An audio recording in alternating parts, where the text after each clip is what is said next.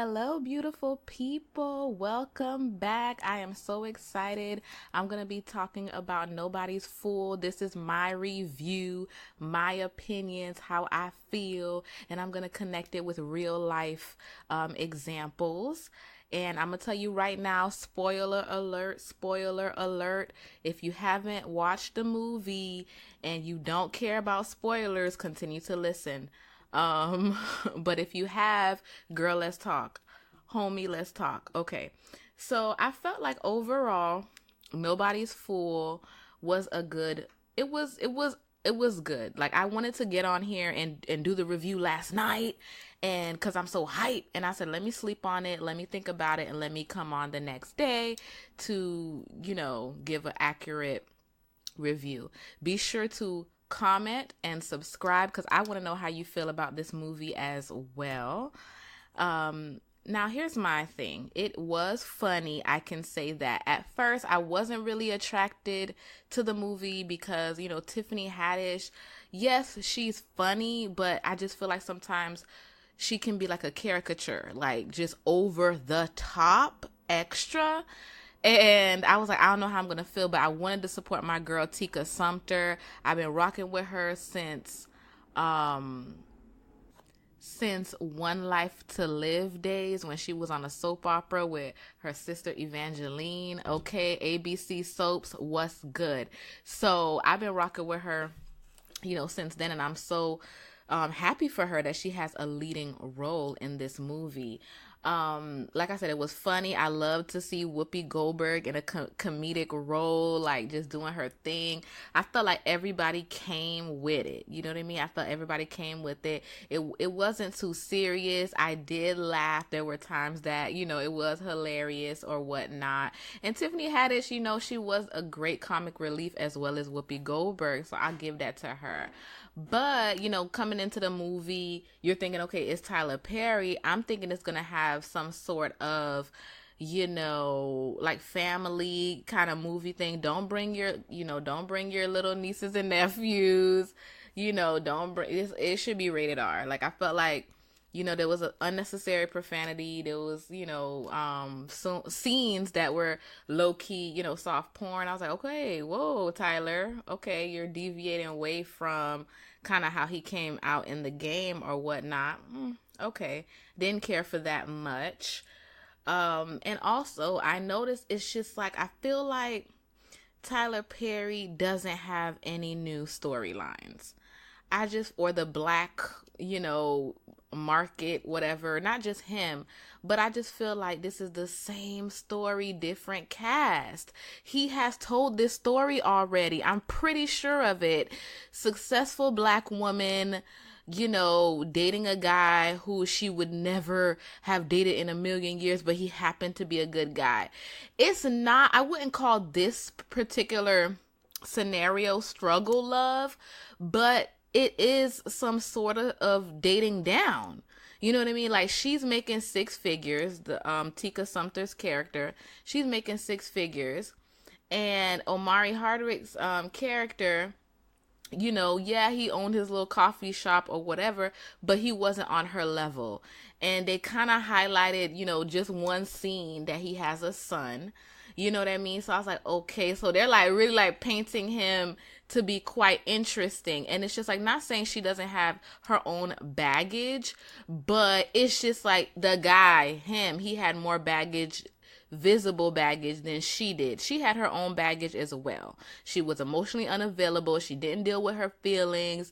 She had her own list and she wanted the guy to fit this particular list. You know what I mean? So that was her baggage. And so it was all good. He gave her little coffee every time she come in, didn't want to take her money and everything, gave her a little rose. I thought that was sweet or whatnot. But you could kind of low key tell like, okay, he feeling her or whatnot. But I just kind of felt like, I'm just sick of this storyline. It's just, I've seen it with being Mary Jane. The one serious boyfriend that she had was a comedian. Like he didn't have no like legit set job and she had to make do. So being Mary Jane, Nappily Ever After, Sanaa Lathan's character, she found love in a just a normal regular Joe type of guy. And I'm like, I don't understand why, you know, these movies keep pushing this narrative to us. If it's not struggle love, it's, just, give the guy a chance. He might have a record, he might have not gone to school, he might not can be able to read, but you teach him how to read, girl. But then on the flip side, they tell us have standards and don't budge and everything like that. And I'm not saying if someone has had a record or has a child or something like that, it makes them a bad person. But I noticed like they keep shoving it down our throats to just accept the guy with all of his baggage. But we, on the other hand, black women, oh, y'all angry, y'all have daddy issues, y'all need to go to counseling, y'all need to do XYZ. We have to go and fix our whole life. But it's like black men, just take them as they are. You know what I mean? And I don't understand that. And it's just like in real life, when black women have dated down, how did that come about for her? What was the outcome of that? When Keisha Knight Pulliam, Rudy from the Huxtables, from the Cosby Show, when she did date down or whatever, and maybe not financially, but emotionally or psychologically, boom, he's a deadbeat dad. He don't want to claim he don't want to claim his child, and they're going back and forth because she settled for the first dude who wanted to marry her. Jill Scott, she dated down, I don't know if dude was working for her or what, but they wasn't on the same they weren't in the same tax bracket. Boom, look how that turned out. You know what I mean? Britney Spears dating Kevin Federline or whatever, shouldn't have even bat her eyelashes at the dude twice. Look how that came out.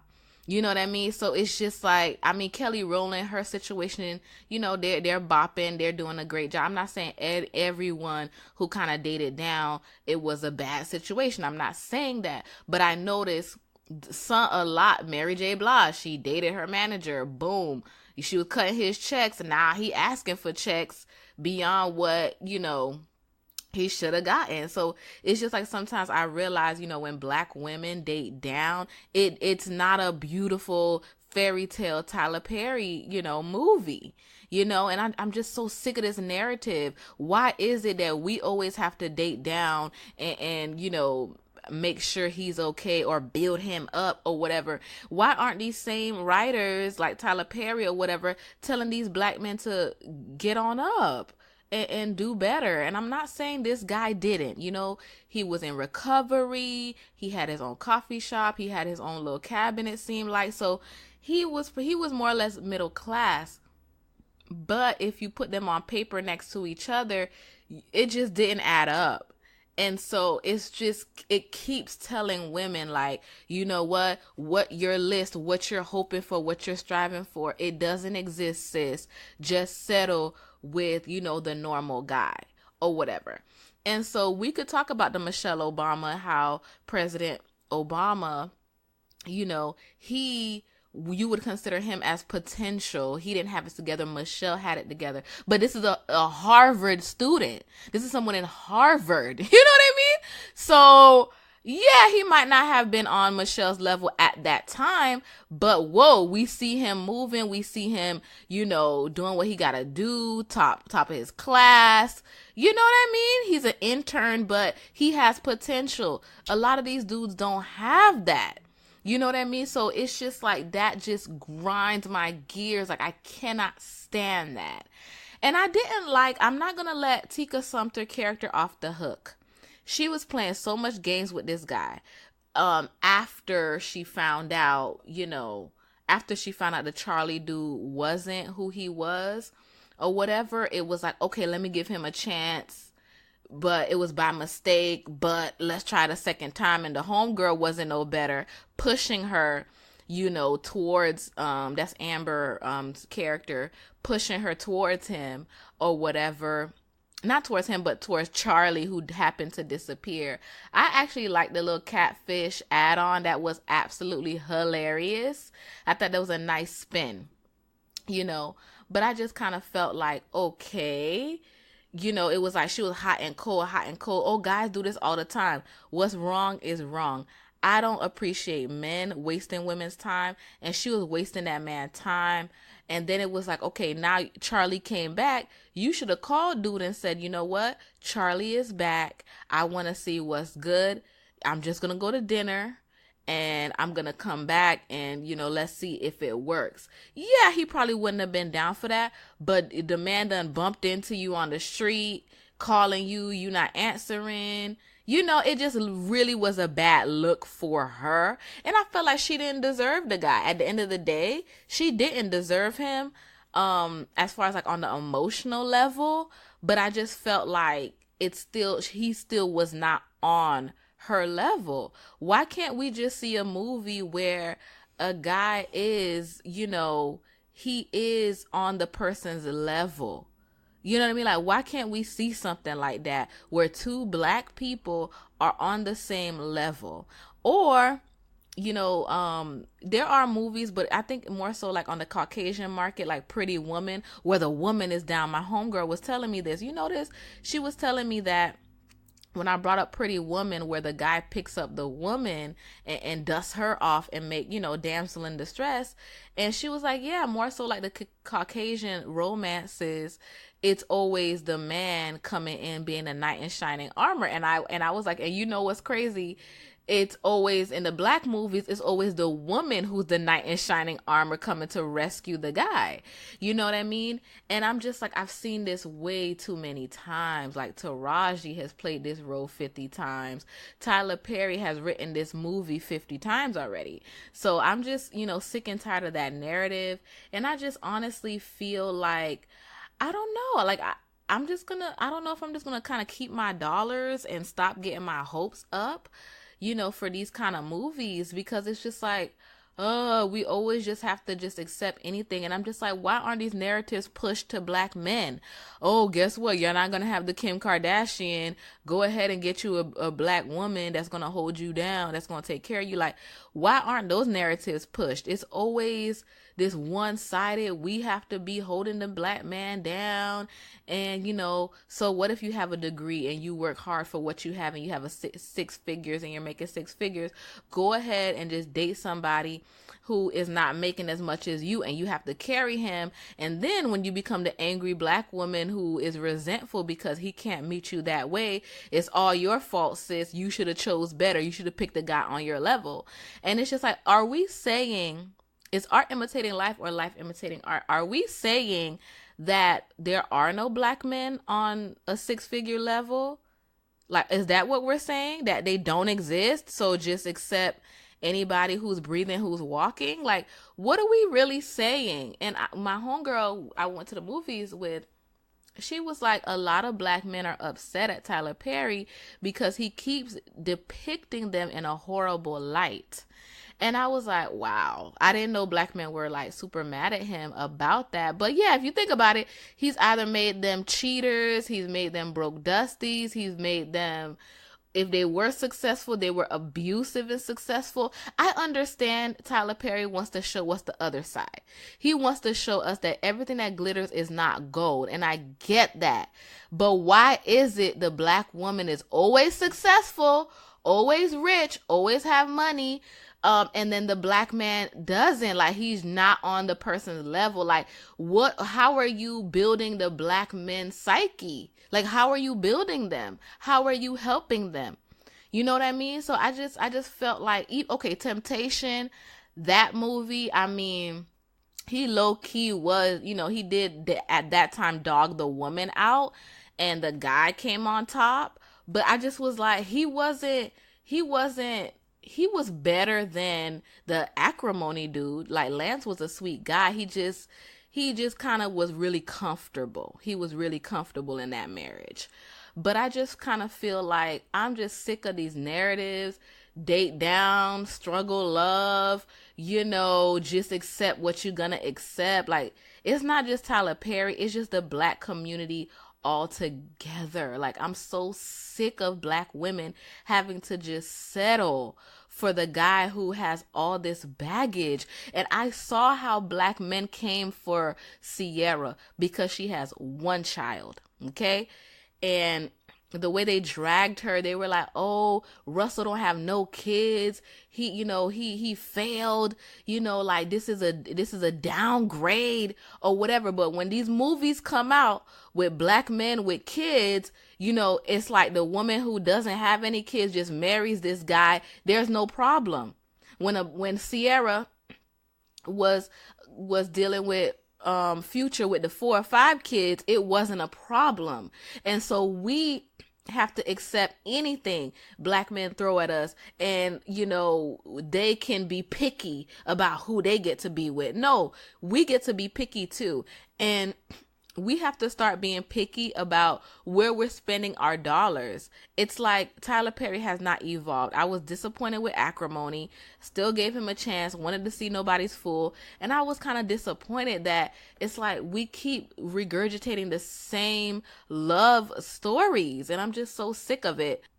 I also wanted to add about the glamorizing of, or the romanticizing of, like a one night stand, in the sense of, Tika Sumpter slept with Omari's character and was kind of like, oh yeah, whatever, I'm done with this. And she could get him back and threw him back out, took him back again, threw him back out, or whatever the case may be.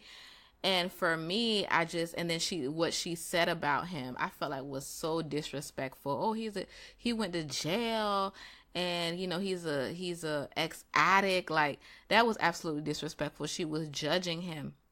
It's one thing not to get with someone because you don't agree with their past. That's not who they are right now.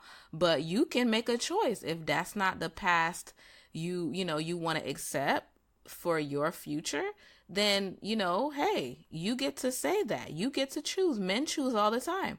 Men judge women based on body count. Men judge women based on size. Men judge women based on children that they have or no children. Men judge women all the time. So if a woman says, I don't want to date someone because he went to jail, he has a record, or he has a child, or whatever, she has that choice. It doesn't make him a bad guy. Clearly, he has made his amends to society. He has written his wrongs. He's done that. But men are very selective with who they choose to. They'll sleep with a lot of people, but who they choose to marry is something completely different. Because people rah, hyping Drake up for all the escapades that he has had, but aren't they making fun of him because of the woman he chose to have a baby with? So it's like, don't get it twisted. Men are judging women. So men are judging women all the time. And so for men to feel, for Tyler Perry and all these writers to feel like women stop judging these men for their past and to just accept them for who they are today. Men judge women all the time, and the double standard is absolutely ridiculous. Okay, so this movie, like I said, a lot of movies glamorize this. Oh, you can just sleep with the person and then you guys will fall in love and build a relationship afterwards. Do not fall into that trap. That's a bold-faced lie. That person can ghost you. They can absolutely disappear.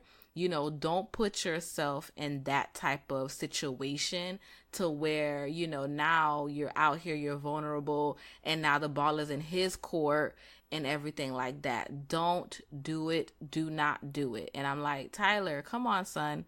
Come on, B. Like, better. Like, why are you making these movies that are not real? Like, and I understand it's for entertainment, but it's like people actually will adopt these things. And sometimes these things come into our mind and we're low key subliminally like putting this stuff in our minds, and it's like, it's not okay. It's not okay. Every story is not gonna happen. Like, now he's in love with you, he wants to date you, and you could throw him away and then bring him back and sing on bended knee in the rain. That was a cute scene, I'm not gonna lie, and the person's just gonna take you back. It don't always work like that. And it's like a lot of men, if you're purposely breaking someone's ego, and he kept saying, I know you don't want me, but he was still sleeping with her too. So I was like, does he have low self-esteem?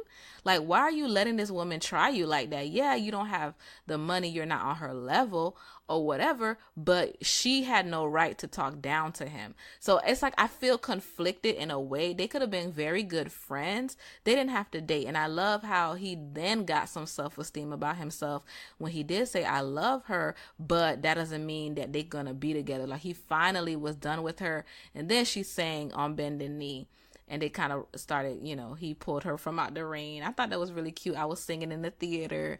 So it's just, I just feel like, there's a lot of gaps and there's a lot of things, and I'm just, I don't know. I just want a different narrative. And I'm like, do I have to write a new narrative for Black women? I'm saying, do I have to put like pen to pad and make it happen? Outside of that, I felt like there wasn't probably enough promotion, because when I walked into the theater and it was like opening weekend and it was like a lot of empty seats, a 7 o'clock show. And I'm like, what?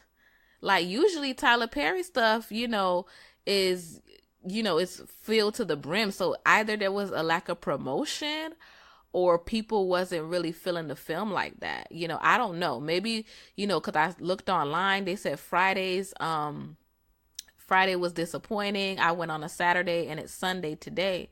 So I don't know. This is supposed to be opening weekend and he's usually like a box office killer. So I don't know, maybe he should have opened it closer to Thanksgiving, because he usually does Thanksgiving weekend or whatever. But I'm just in a place in my life where I'm so disappointed with the relationship narratives that are out here nowadays. Like, it's absolutely, I'm just so sick of it. And so now we have this whole mentality, even though I don't like him, even though I'm not interested, there's no butterflies, there's no chemistry, I'm just gonna go out with him anyway. Let's see what happens. Like, we're just like, okay, because the Tyler Perry movie was showing, like, it's low key, it's kind of literally settling into our brains just to see what happens. Of course the person's not gonna be everything on the list, but men have lists too. Yellow model chick and the colorist, they know that they want a certain type of color, and the guys who deal with texturism, they want your hair to be a certain way. They want you to be natural, but a certain type of natural. You know what I mean? Or featureism, and men have their list, and it's absolutely superficial, and nobody's telling them, oh, you know what? She might not look that good, but work with her. She might not know how to cook, but work with her. They're not doing movies like that. And these relationship gurus are not saying that. So it's just like, I'm so like sick and tired of it. But I mean, that's pretty much my review on everything. Like I said, Tiffany Haddish, she was over the top, but hilarious. But I mean, thinking about it, I wouldn't have spent my money on it. I could have saw it online, or, when it came out on DVD or something. Like, it wasn't, I don't feel like for that type of love, it could have been on Netflix for all I care. Yeah, that's how I feel, y'all. Check me out on the next video.